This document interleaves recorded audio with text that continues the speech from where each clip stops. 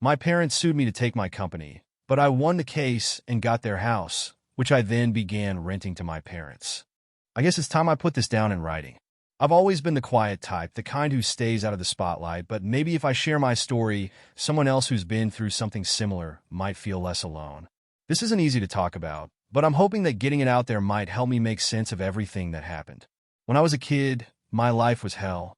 I know the word gets thrown around a lot, but it's the only way to describe it. My parents, well, I can't even call them that without feeling a pit of disgust in my stomach. They were more like wardens, cruel and indifferent, who seemed to take pleasure in making my life miserable. My dad, if you could call him that, had a temper like a storm, unpredictable and devastating. My mom wasn't much better. She was quieter, but she knew how to cut deep with words, always finding just the right thing to say to make me feel worthless. The beating started when I was young, too young to remember when they began exactly. They weren't just the occasional slap on the wrist. They were brutal, terrifying episodes that left me bruised and broken. I learned to stay quiet, to not make a sound even when the pain was unbearable, because making noise only made it worse. My room became my sanctuary, a place where I could hide and disappear from their wrath. School wasn't much of a reprieve. I was that kid who sat at the back of the class, blending into the walls, hoping that no one would notice me. And they didn't. I was invisible. The teachers didn't see the bruises I tried to hide, and my classmates didn't notice when I flinched if someone moved too quickly near me. I wasn't bullied, not in the traditional sense, but being completely ignored felt just as bad. It was like I didn't exist. I never spoke unless spoken to, and even then, I barely whispered. The other kids called me Ghost Boy because I was always there, but never really seen. It wasn't like I didn't want friends. I just didn't know how to make them. I was too scared of what might happen if they got too close, if they found out what my life was really like. So I kept to myself and focused on surviving each day as it came. Things didn't change much when I got older, except the beatings became less frequent but more severe. By the time I was a teenager, I had become an expert at covering up the bruises and hiding the pain. I figured out how to wear long sleeves in the summer without raising suspicion, how to smile just enough so that people wouldn't ask questions. It was a lonely existence, but it was all I knew. Then, something happened that I never expected. I got into college. It was a small miracle considering my grades were average at best. But I worked hard, throwing myself into my studies as a way to escape the nightmare that was home. I applied to a state university far enough away that I could live on campus and avoid going back to that house as much as possible. When I arrived at the university, I was terrified. I didn't know how to interact with people, how to make friends. The first few weeks were a blur of classes and lonely meals in the dining hall. I'd sit in the corner, my back to the wall, watching everyone else talk and laugh, wondering if I'd ever find a place where I belonged. And then one day, everything changed. I met Jake in a philosophy class. He was the opposite of me in almost every way. Loud, outgoing, the kind of guy who could walk into a room and make everyone smile. I don't know what it was about me that caught his attention, but he started sitting next to me in class, cracking jokes and making small talk. At first, I was suspicious, wondering if he was just being nice to mess with me later. But he wasn't. Jake was genuinely friendly, and for some reason, he decided that we were going to be friends. I didn't make it easy for him. I was awkward and shy, barely able to string together a sentence without stuttering. But Jake didn't seem to care. He kept showing up, dragging me along to study groups and parties. I never wanted to go, but he insisted, saying it would be good for me to get out of my shell. Slowly, over time, I started to open up.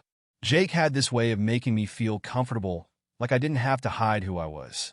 We'd stay up late talking about everything, classes, life, our hopes for the future. And eventually, those conversations turned to the past. I never told anyone about what went on at home, but with Jake, I felt like I could. One night, after we'd had a few too many beers, I finally broke down and told him everything. I didn't mean to, but once I started, it all came pouring out. The beatings, the fear, the loneliness. I was a mess, crying and shaking, waiting for him to judge me, to tell me I was weak or pathetic. But he didn't. Instead, Jake just listened, his expression serious, and when I was done, he told me about his own childhood. It turned out that Jake's life hadn't been much better than mine. His dad was a drunk who liked to take his anger out on him and his mom. His mom had died when he was 10, and after that, it was just him and his dad, who got meaner and meaner as the years went by. Jake had his own scars, both physical and emotional, and for the first time in my life, I felt like I wasn't alone. We became inseparable after that. There was a bond between us, something forged in the fires of our shared pain. We both knew what it was like to be broken, to feel like the world had forgotten about us. But together, we found a way to start healing. The next few years were some of the best of my life. I finally had a friend, someone who understood me, who didn't judge me for being messed up. We studied together, partied together, and when things got tough, we leaned on each other. Jake taught me how to laugh again, how to live without constantly looking over my shoulder. But there was always a darkness hanging over us, a reminder of where we came from. We talked a lot about what we'd do after graduation, how we'd leave our past behind and start fresh somewhere new. We didn't want to go back to our old lives, to the places that had nearly destroyed us. So, we made a plan. As soon as we graduated, we were going to run away. We didn't know where yet, but we figured we'd drive until we found a place that felt right. Somewhere we could be free, where no one knew us or the things we'd been through. It was a crazy idea, but it was the only thing that kept us going. Graduation came faster than I expected. One minute we were studying for finals, and the next we were walking across the stage, shaking hands with the dean. It felt surreal, like a dream I was going to wake up from at any moment. But it was real, and as soon as we had our diplomas in hand, we packed up our cars and hit the road. We drove for hours, the sun setting behind us as we left everything we knew in the rearview mirror.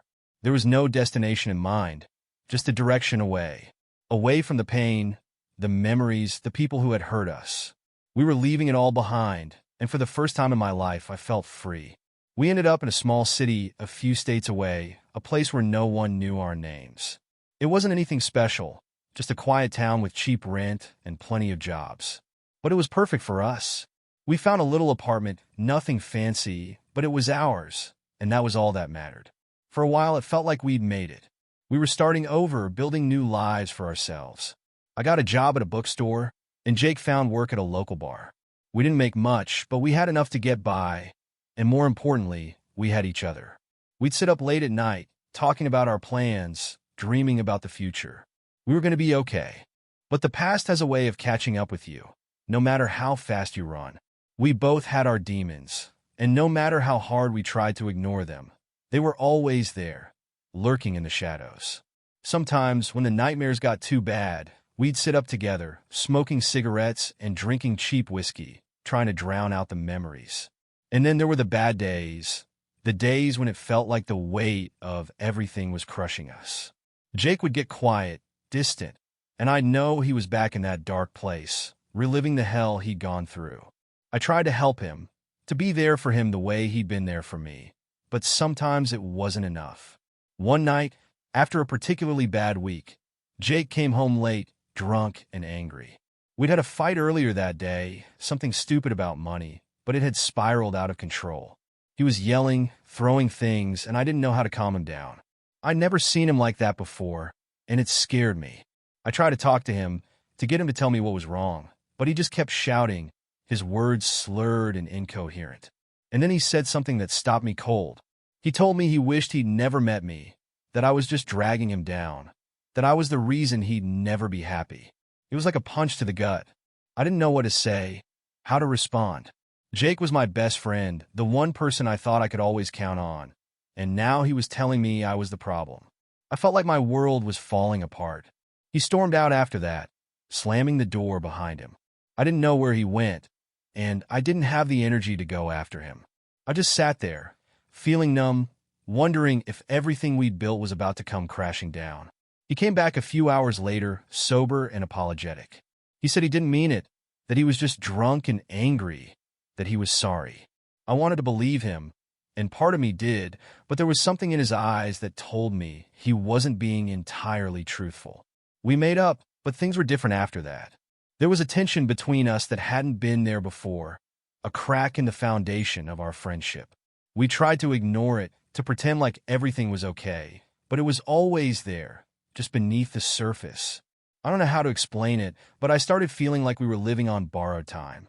Like the life we'd built was a fragile thing, and it was only a matter of time before it shattered. And I was right.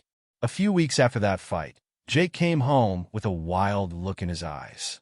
He was jittery, on edge, and I could tell something was wrong. He told me he'd gotten into some trouble at work, that he owed some people money, and that we needed to leave town now. I didn't ask questions, didn't try to talk him out of it. I just grabbed my stuff and followed him out the door. We packed up the car and drove all night, not stopping until we were miles away from that city. We ended up in a small town in the middle of nowhere, a place where no one would think to look for us. It wasn't ideal, but it was safe, and that was all that mattered. We found a cheap motel and holed up there, trying to figure out what to do next. But something had changed between us. The tension that had been building for weeks finally came to a head, and we had another fight, worse than the one before. This time, it was about trust or the lack of it. Jake accused me of not having his back, of not being there for him when he needed me. I didn't know what to say, how to defend myself against accusations that felt like they came out of nowhere. I tried to remind him of all the times I'd stood by him, all the things we'd been through together, but he wasn't hearing it. He was lost in his own head, consumed by whatever demons were haunting him. And no matter how hard I tried, I couldn't reach him. That night, he packed his bags and left. He didn't say where he was going, didn't even say goodbye.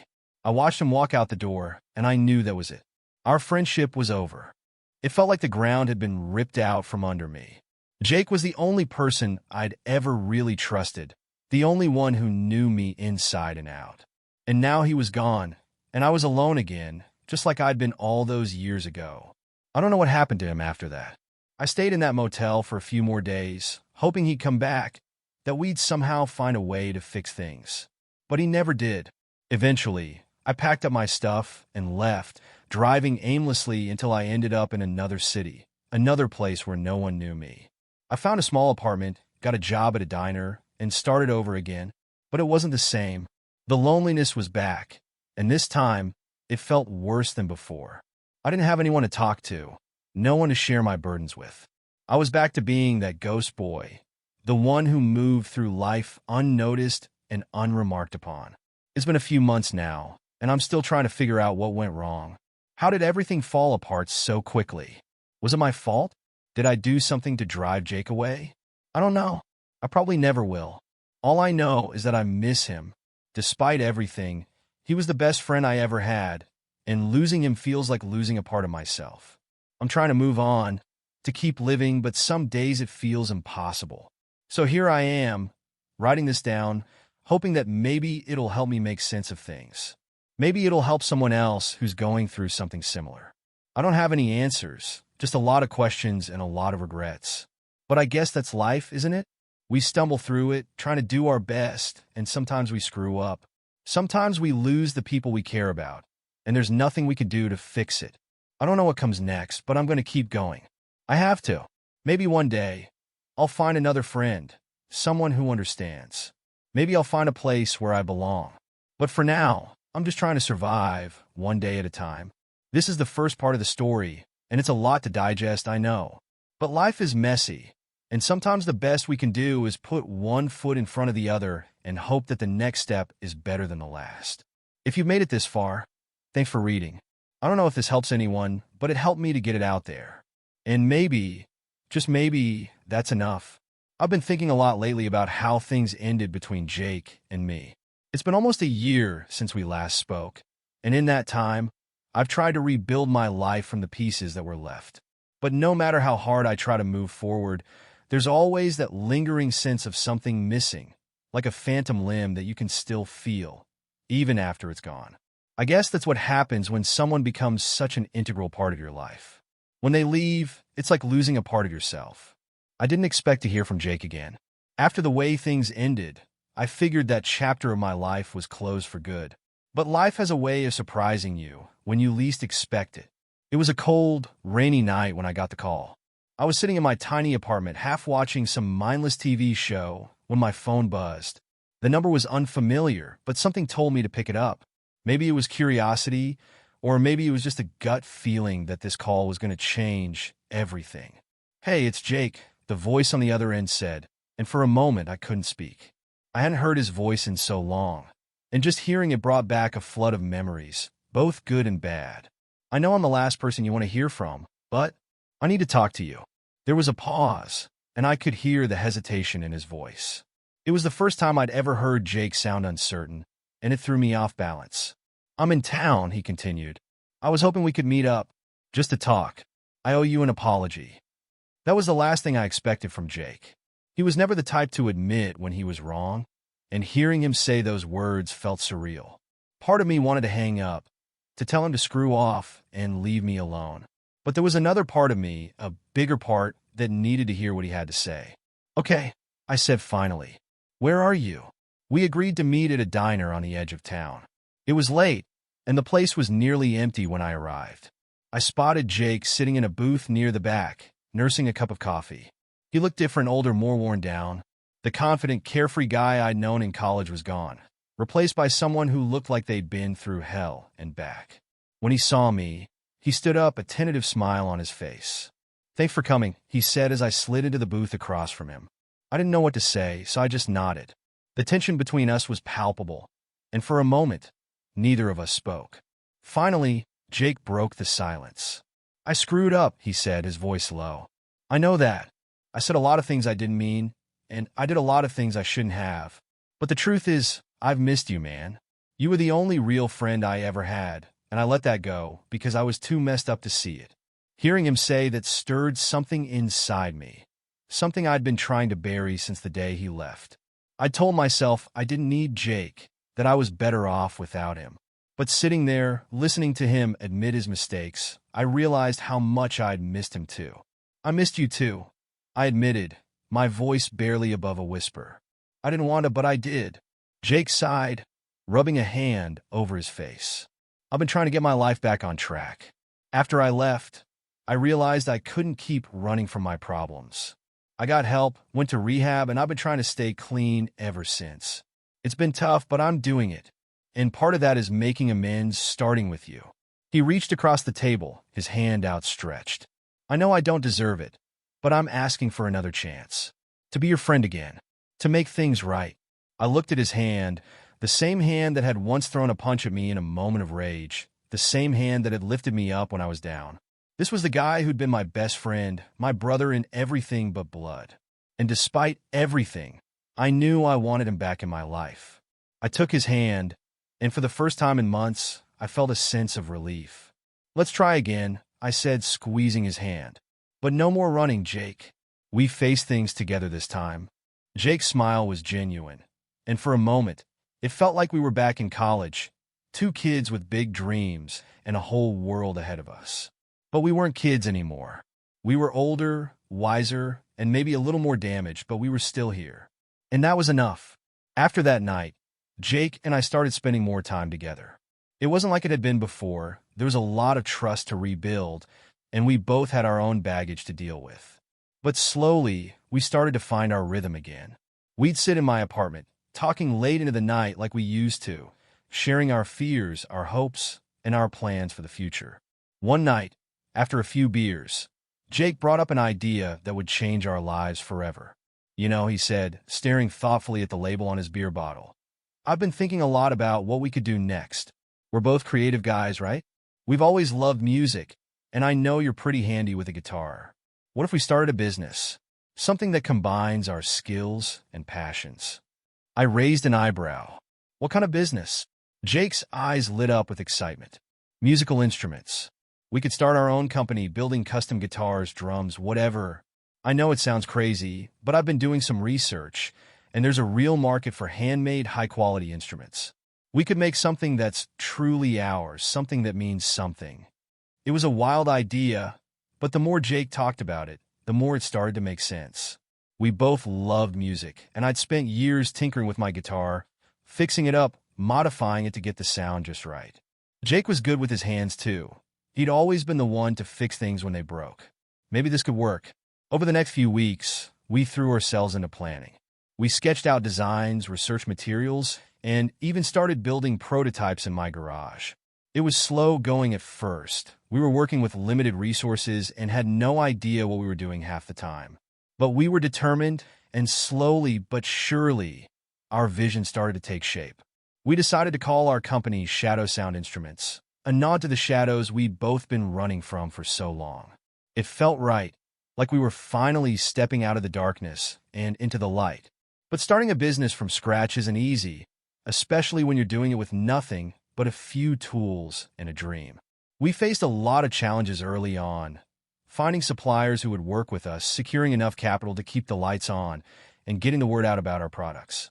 There were days when it felt like we were never going to make it, when the stress and the pressure threatened to overwhelm us. But we kept pushing forward.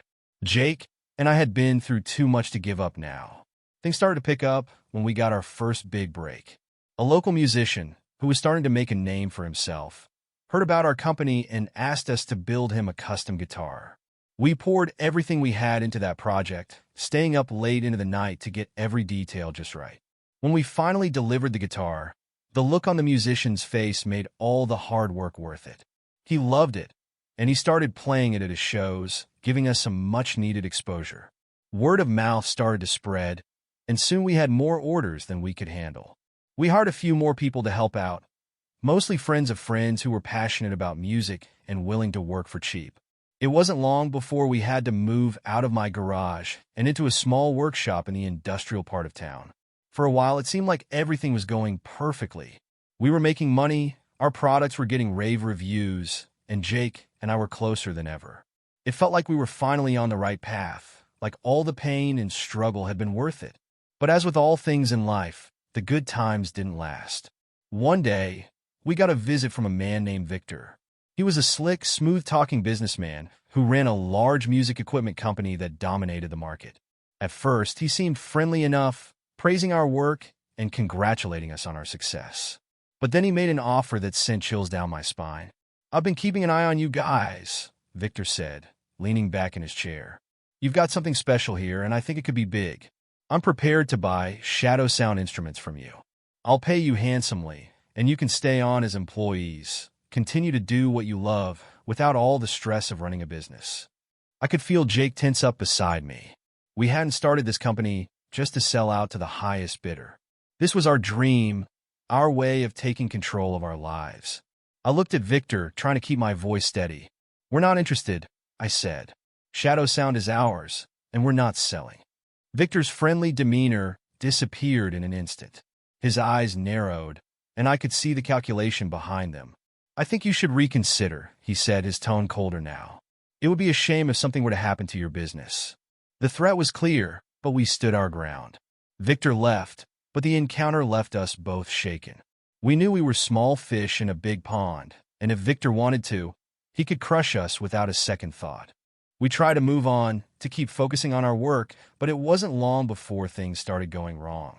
Our suppliers suddenly started backing out of deals, saying they couldn't work with us anymore.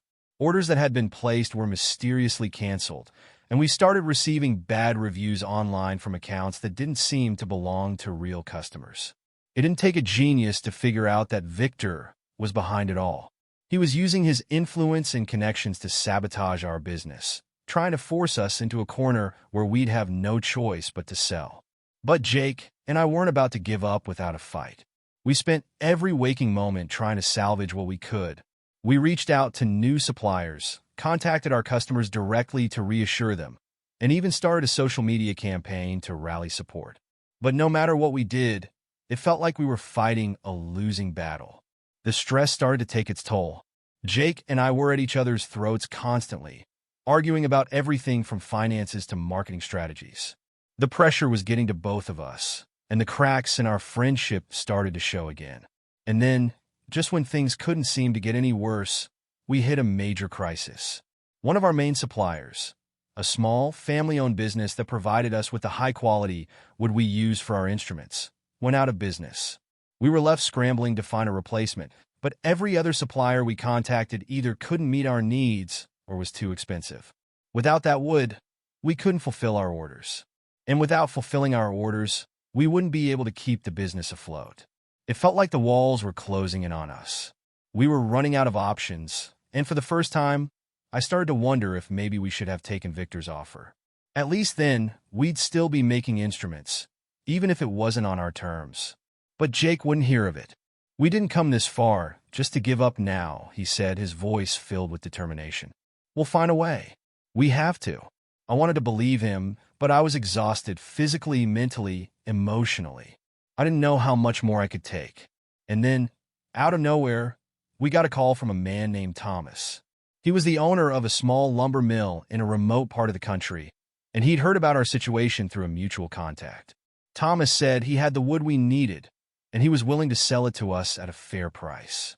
It sounded too good to be true, but we were desperate. We agreed to meet with Thomas, and a few days later, Jake and I found ourselves driving out to the middle of nowhere to check out his operation. When we arrived, we were greeted by a grizzled old man with a no-nonsense attitude. Thomas was the kind of guy who didn't waste words, but he knew his business inside and out. He showed us around his mill, explaining how he sourced the wood and processed it with care to ensure the highest quality. As we walked through the stacks of lumber, I couldn't help but feel a sense of relief.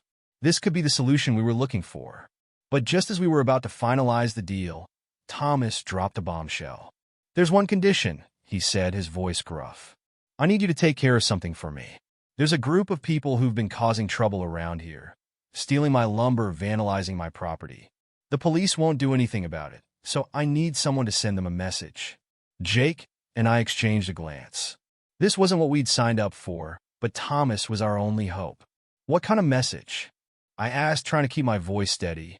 "Just make sure they understand that there are consequences for messing with my business," Thomas said, his eyes cold and hard. "They need to know that if they come back, they'll be held to pay." I felt a knot form in my stomach. This was way out of our league, but we didn't have a choice. We agreed to help, and Thomas gave us the details of where to find the troublemakers. That night, Jake and I drove out to an old, abandoned warehouse on the outskirts of town. We were both on edge, not knowing what to expect.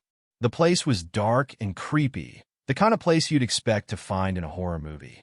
As we approached the building, we could hear voices coming from inside. We crept closer, trying to stay out of sight, and saw a group of rough-looking guys sitting around a makeshift fire, drinking and laughing. Jake turned to me, his expression grim. "This is it. Are you ready?" I wasn't, but I nodded anyway. We had a job to do, and we couldn't afford to back out now. We waited until the group was distracted, then moved in. Jake took the lead, using his size and strength to overpower the first guy, while I went for the second. The fight was messy and brutal, but we managed to get the upper hand. By the time it was over, the troublemakers were on the ground, bruised and battered, and we were standing over them, out of breath and shaken. "Tell Thomas we got the message," Jake said, his voice cold as ice. "And if you ever come near his mill again, you'll wish you hadn't." The guys nodded, too scared to argue, and we left them there, hoping that they'd think twice before causing any more trouble. When we got back to the mill, Thomas was waiting for us. He didn't say much, just nodded and handed us a contract. We'd done what he asked, and now he was holding up his end of the deal. With Thomas's wood, we were able to get our production back on track. The orders started rolling in again, and slowly but surely, we began to rebuild what we'd almost lost. But things were different now. The business wasn't just about making instruments anymore. It was about survival. Jake and I were closer than ever, but there was a darkness between us that hadn't been there before. We'd crossed a line, done things we never thought we'd do, and it had changed us. We didn't talk about what happened that night, but it was always there, lingering in the background. And then, just when it seemed like we were finally getting back on our feet, Victor made his move. One morning, we arrived at the workshop to find the place in chaos. Someone had broken in during the night, smashing equipment, destroying inventory, and spray-painting threats on the walls. It was a deliberate attack, and we both knew who was behind it. Victor had escalated his tactics, and this time, he wasn't just trying to intimidate us, he was trying to destroy us. We called the police, but there wasn't much they could do. Without solid evidence, they couldn't make an arrest, and even if they could, we knew Victor would find a way to wriggle out of it. We were back to square one, and it felt like all the progress we'd made was slipping through our fingers. But Jake wasn't ready to give up. He came up with a plan, a risky, dangerous plan that could either save our business or destroy us completely. "We're going to hit Victor where it hurts," he said, his eyes blazing with determination. "We're going to take him down from the inside." The plan was simple in theory, but it required nerves of steel to pull off. Jake had a contact who worked in one of Victor's warehouses, and he was willing to help us get inside. The idea was to plant evidence that would link Victor to illegal activities, things that would land him in serious trouble with the law if they ever came to light. It was a long shot, but it was the only shot we had. We spent weeks preparing, gathering intel, and making sure everything was in place. The night we finally made our move, my heart was pounding so hard I thought it might burst out of my chest. We snuck into the warehouse under the cover of darkness, our contact guiding us through the maze of crates and machinery. The place was a fortress, but we managed to avoid detection, slipping into Victor's office without raising any alarms. Jake planted the evidence, a flash drive loaded with incriminating documents, and we were about to leave when we heard footsteps approaching. There was no time to hide. We froze, our hearts racing, as the door creaked open and Victor himself stepped into the room. For a moment, he didn't see us. He was too busy talking on his phone, barking orders to someone on the other end. But then he looked up, and our eyes met. Time seemed to slow as recognition dawned on his face. He knew why we were there, and he wasn't about to let us walk out alive. Victor lunged at Jake, and the two of them crashed into a desk, sending papers flying. I tried to intervene, but Victor was strong, stronger than I'd expected, and he shoved me aside like I was nothing. Jake and Victor were locked in a brutal struggle, each trying to gain the upper hand. I scrambled to my feet, looking for something, anything I could use to help. My eyes landed on a heavy metal lamp, and without thinking, I grabbed it and swung it at Victor's head. The lamp connected with a sickening thud, and Victor crumpled to the ground, unconscious. Jake was breathing hard, his face a mix of relief and fear. "We need to go," he said, his voice hoarse. "Now!" We didn't wait around to see if Victor would wake up. We bolted from the warehouse, our hearts pounding, not stopping until we were safely back at the workshop. We'd done it. We'd planted the evidence, and Victor was out cold. But as the adrenaline wore off, the reality of what we'd done started to sink in. We'd crossed another line, one that we couldn't uncross. And no matter what happened next, things would never be the same. The next day, the news broke. Victor's company was under investigation, and the evidence we'd planted was all over the media. It was a victory, but it felt hollow. Jake and I had won the battle, but at what cost? We'd lost something along the way, something that couldn't be replaced. As the investigation dragged on, Victor's empire began to crumble. Suppliers and clients pulled out, not wanting to be associated with a company under such scrutiny. The damage was done, and there was no coming back from it. But the victory didn't bring us the satisfaction we'd hoped for. The darkness that had been growing between us finally took its toll, and Jake and I found ourselves drifting apart again. We'd started this journey as friends, as brothers, but the road we'd taken had changed us. We weren't the same people we'd been when we started, and neither was our friendship. Eventually, Jake decided to leave. He said he needed to get away, to find himself again. I understood, but it didn't make it any easier. We said our goodbyes, promising to keep in touch, but we both knew it was the end of an era. I stayed behind, determined to keep Shadow Sound Instruments going. It wasn't just a business. It was a symbol of everything we'd fought for, everything we'd sacrificed. But it wasn't the same without Jake. The company survived the storm, but the joy I'd once found in the work was gone. I kept going out of a sense of duty, but my heart wasn't in it anymore. Looking back, I don't know if we made the right choices. We did what we had to do to survive, but in the process, we lost something precious. Maybe that's just the way life is, full of hard choices and painful consequences. But I can't help but wonder what might have happened if we'd taken a different path. If we'd found a way to hold on to our friendship, instead of letting it slip through our fingers. But there's no going back. All I can do now is keep moving forward, one day at a time. And maybe, just maybe, one day I'll find a way to fill the void that Jake left behind. You'd think that after everything I'd been through, after the chaos of building a company from the ground up, surviving sabotage, and weathering the storm of losing my best friend, I'd finally get a break. But life has a funny way of knocking you down just when you think you're starting to stand tall. The truth is, the past never really stays in the past. It has a way of creeping back into your life when you least expect it, dragging all its darkness with it. I was doing my best to keep Shadow Sound Instruments going after Jake left. Business was stable, and we were even starting to expand our product line, adding custom-made amplifiers and other gear to our offerings. The workshop was buzzing with activity, and for the first time in a long while, I felt like I had something to be proud of. But there was always that nagging sense that the other shoe was going to drop, that something bad was just around the corner. I didn't know it then, but I was right. It started with a letter. I remember the day it arrived because it was raining, and I'd been caught in the downpour on my way to the office. I was soaked through, shivering as I sorted through the stack of mail on my desk. Most of it was the usual bills, supplier invoices, a few customer inquiries. But then there was this one envelope that stood out. It was plain, no return address, just my name scrawled across the front in handwriting I hadn't seen in years. I hesitated before opening it. There was something about that handwriting that sent a chill down my spine, something that dredged up memories I'd worked hard to bury. But I couldn't just ignore it, so I tore it open, my hands shaking slightly. Inside was a single piece of paper with a message that was as blunt as it was terrifying. "We're coming for what's ours." That was it. No signature, no explanation. But I didn't need one. I knew exactly who it was from. My parents. I hadn't spoken to them in years.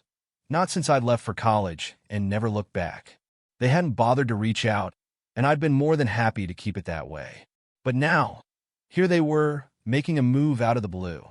And I knew, deep down, that this wasn't just about money or property. This was about control.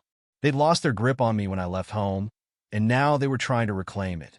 The weeks that followed were a blur of legal documents and sleepless nights.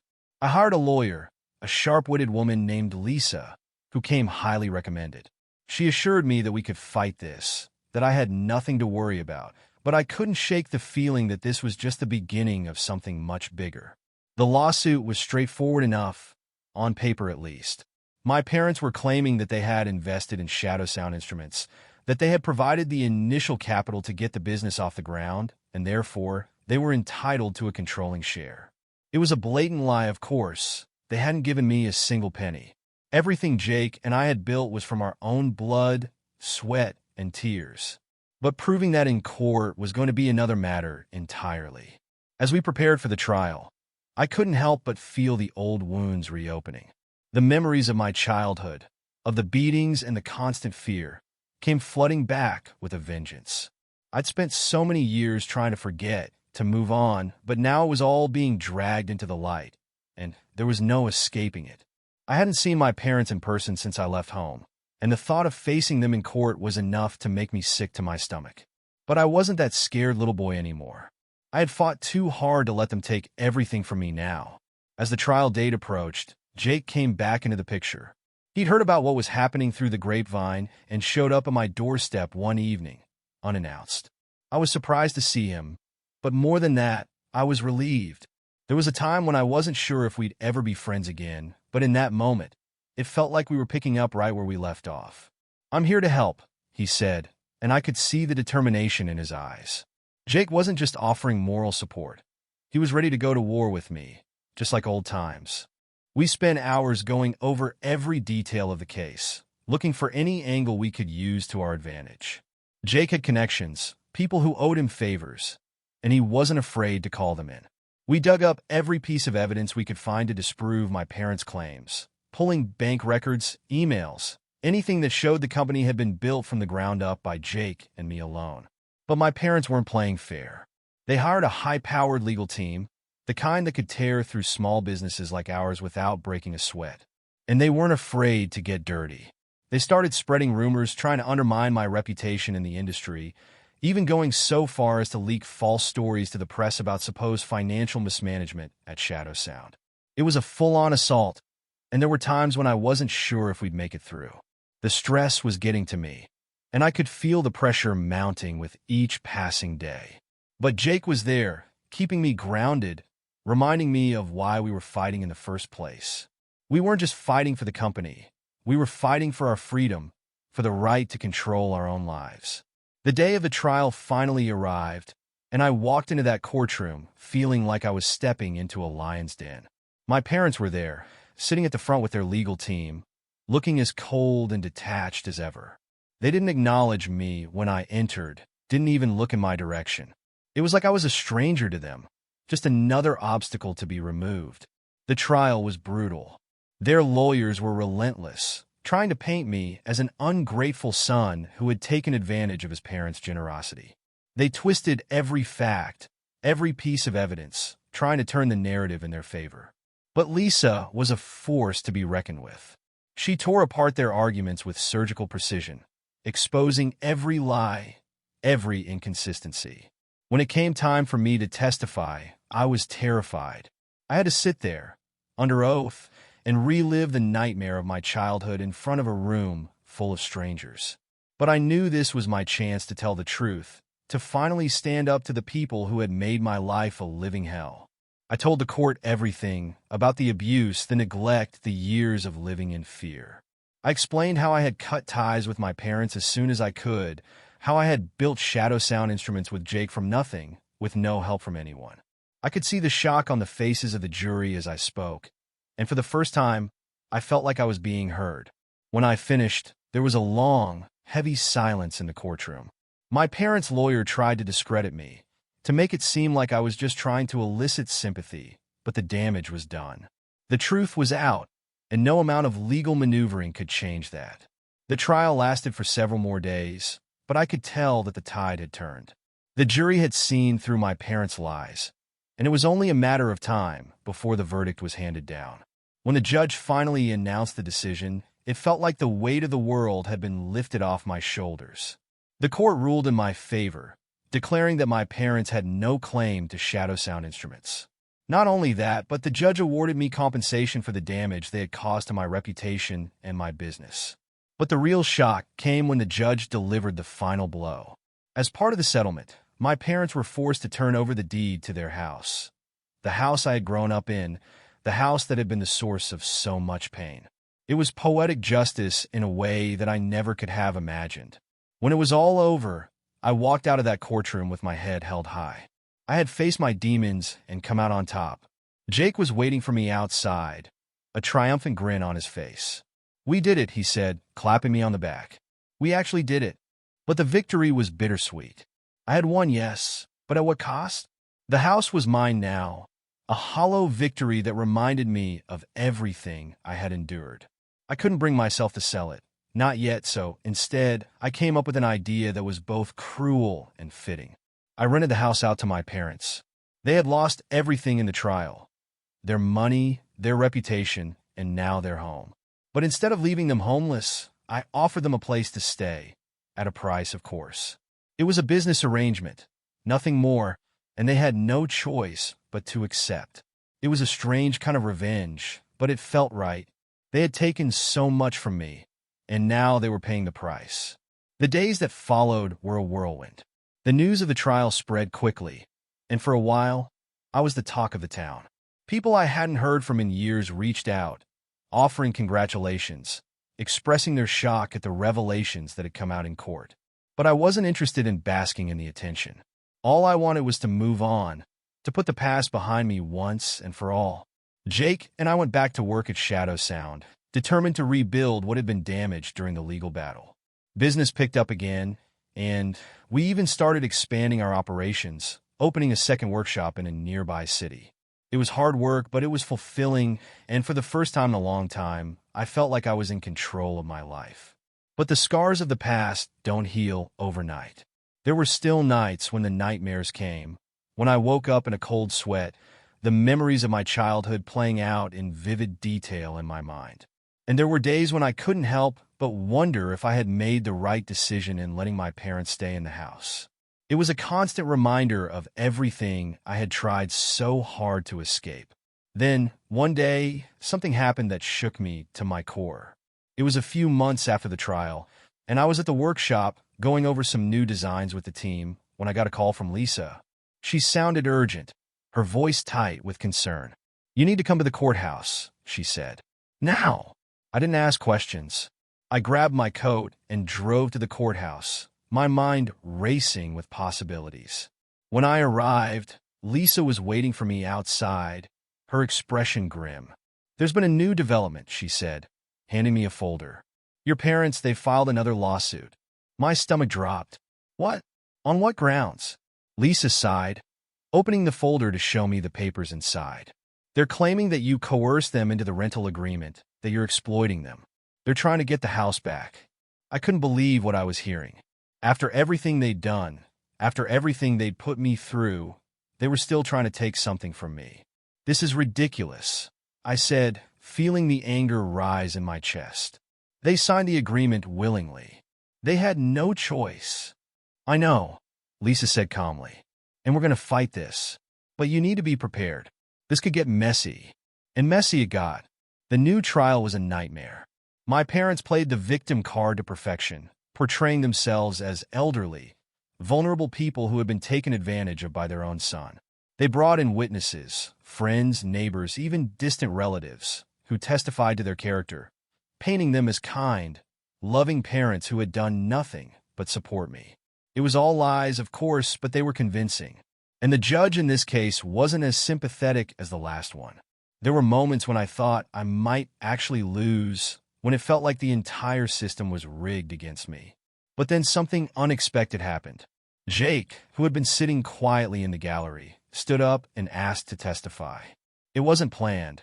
He hadn't been called as a witness, and Lisa shot him a look that clearly said she thought this was a bad idea. But Jake was insistent, and the judge allowed it. When he took the stand, he didn't talk about the business, or the lawsuit, or the house. Instead, he told the court about the night he first met me, about the bond we had formed over our shared pain. He talked about the abuse I had endured, the fear that had haunted me for so long. And he talked about how, despite everything, I had managed to build a life for myself, a life that my parents had tried to destroy. The courtroom was silent as Jake spoke, his voice steady and clear. When he was done, there wasn't a dry eye in the room. Even the judge seemed moved by his testimony. When the verdict came down, it was in my favor. The court ruled that the rental agreement was valid, that my parents had no claim to the house. It was a relief, but it was also bittersweet. I had won, yes, but at the cost of more heartache, more pain. As I left the courthouse that day, I couldn't help but feel a sense of finality. My parents had tried to break me, to take everything I had, but in the end, they had failed. They were left with nothing, forced to live in a house they no longer owned, under the control of the son they had abused. But as much as I wanted to feel victorious, all I felt was emptiness. Jake and I went back to the workshop trying to get on with our lives, but there was a heaviness between us now. We had been through so much together, but the toll it had taken was starting to show. We were both tired of fighting, tired of struggling, tired of the darkness that seemed to follow us wherever we went. Then one day, Jake came to me with an idea. It was crazy, risky, but it was the kind of idea that could change everything. "I think we should sell the company," he said, his eyes serious. "We've built something amazing here, but it's time to move on. We can't keep doing this forever." I was shocked. "Sell? After everything we've been through?" "Exactly," Jake said. "We've been through enough. It's time to let go, to start fresh. We can use the money to do something new, something that doesn't come with all this baggage." It took me a while to come around to the idea, but eventually I saw that Jake was right. We had built something incredible, but it was time to let go. We put the word out quietly, reaching out to potential buyers who shared our passion for music and craftsmanship. It wasn't long before we found a buyer, a small, family-owned company that was looking to expand. They loved what we had created, and they were willing to pay a fair price for it. The deal went through smoothly, and just like that, Shadow Sound Instruments was no longer ours. It was bittersweet, walking away from the company we had built with our own hands. But it was also freeing. For the first time in years, I felt like I could breathe again. Jake and I took some time off, traveling, exploring new places, trying to figure out what we wanted to do next. We talked a lot during those trips, reflecting on everything we'd been through, everything we'd learned. And slowly, we started to heal.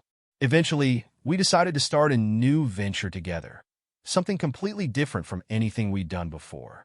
We bought a piece of land in a quiet, rural area and started building a retreat center, a place where people could come to escape the chaos of their lives, to find peace and healing.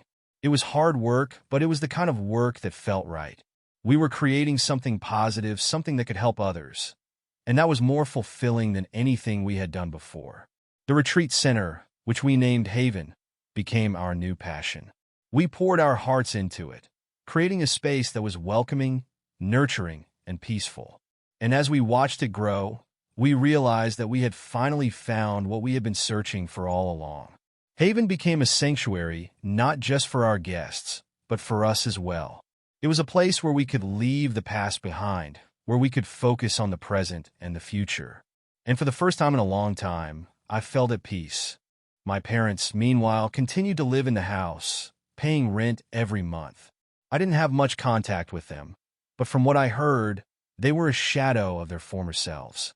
The legal battles had drained them, and they were left with nothing but their memories and their regrets. It was strange, knowing that they were still there, living in the place that had caused me so much pain. But I had moved on. I had found my own way, and I wasn't going to let them drag me down again. Jake and I continued to build Haven, adding new features, expanding our programs, welcoming more guests. We even started offering workshops in music and art, combining our love of creativity with our commitment to healing. Looking back, it's hard to believe how far we've come. From those dark days in college, to the chaos of building and losing a company, to the peace we've found here at Haven. It's been a journey I never could have predicted. But I've learned that life is full of surprises, both good and bad. And through it all, the one thing that has kept me going is the knowledge that I'm not alone. Jake and I have been through hell and back together, but we've come out stronger on the other side. I don't know what the future holds, but for the first time in a long time, I'm not afraid of it. Whatever comes next, I know that I'll face it with my head held high, surrounded by the people I care about. And maybe, just maybe, that's enough.